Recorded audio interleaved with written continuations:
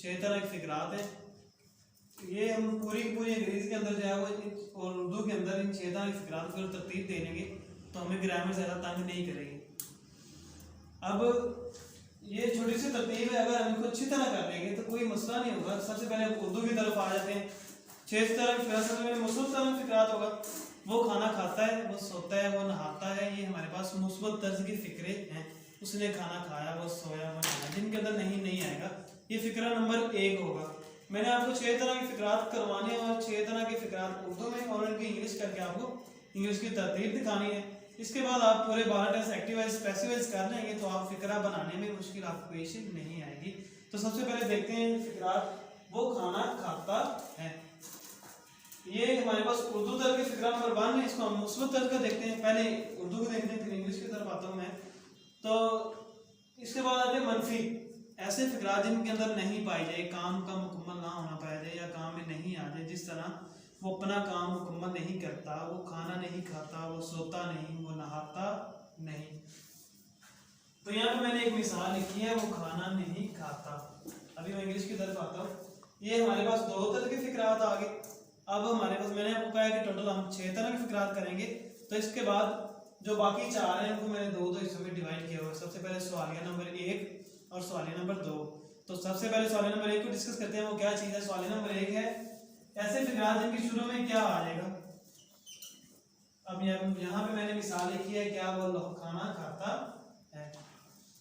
क्या वो खाना खाता है? तो फिक्रे के शुरू के अंदर क्या आ गया, इससे मुराद ये है कि ये सवालिया फिक्रा है। और इसको मैंने सवाल नंबर 1 का नाम दिया। आप भी सवाल नंबर 1 का नाम दे दें या अपने दिल में कोई बात रखने के ऐसे फिक्रा जिनके शुरू में क्या आता है, क्यों, कहाँ, कब, कैसे, ये अल्फाज आ जाएंगे तो इनको हम सवाल नंबर 1 की तरतीब देंगे अगर इनके शुरू में ये आ जाएगा।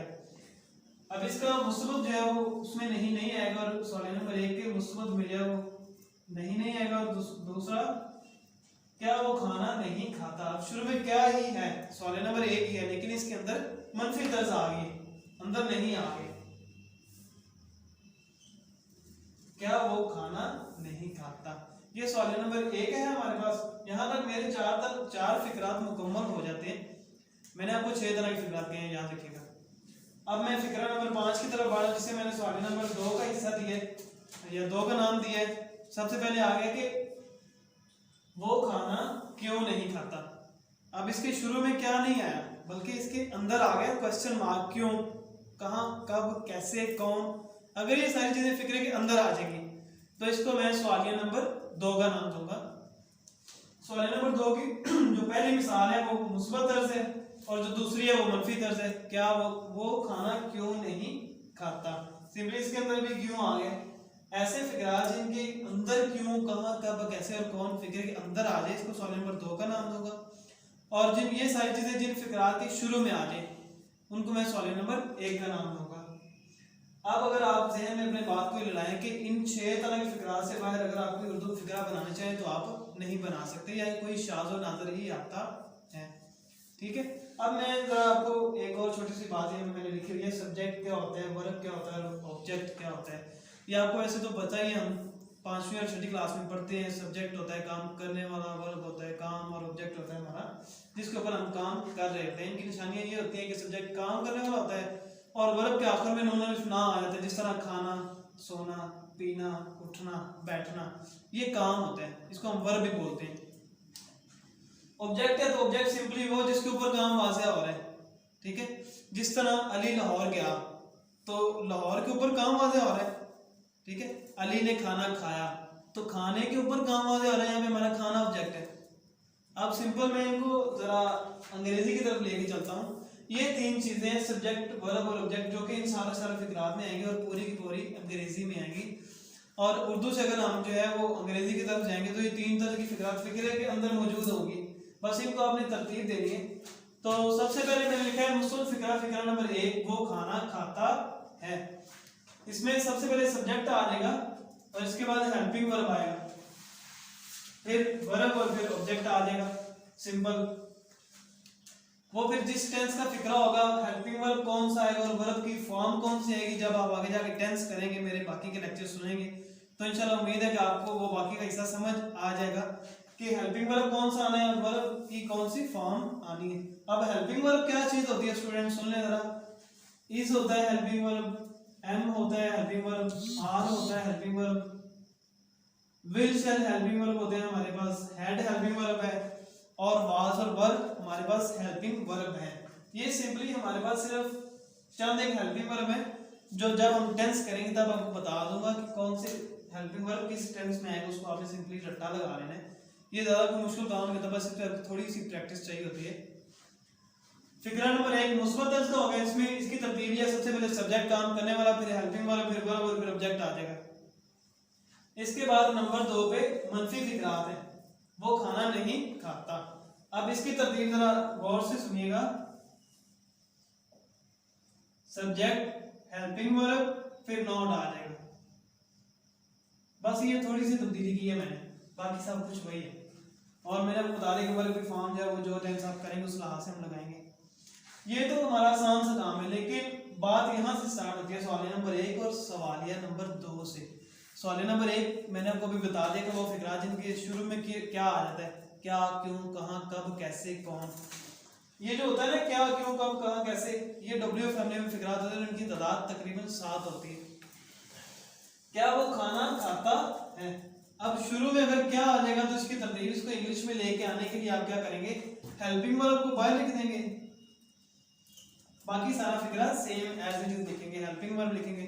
जिस तरह क्या वो खाना खाता है तो वो सिंगल है, इज आ जाएगा, इज एम आर इसके हेल्पिंग वर्ब होते हैं इंडेफिनिट के, क्योंकि यहाँ पे ता आ गया तो इज ही ईट फूड है।